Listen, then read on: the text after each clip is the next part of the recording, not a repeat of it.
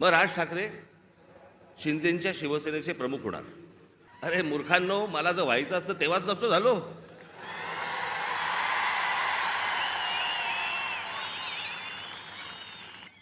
या माझ्या घरी इथे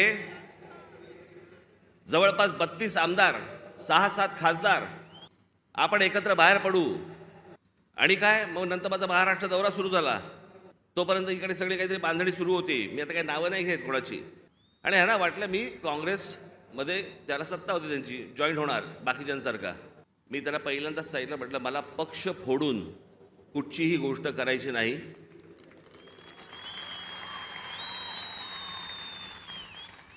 आत्ता म्हटलं माझ्या मनात विचार नाही आहे, पण जर समजा मी काही केलं, पाऊल उचललं तर स्वतःचा राजकीय पक्ष काढीन, पण कोणाच्या हाताखाली काम करणार नाही।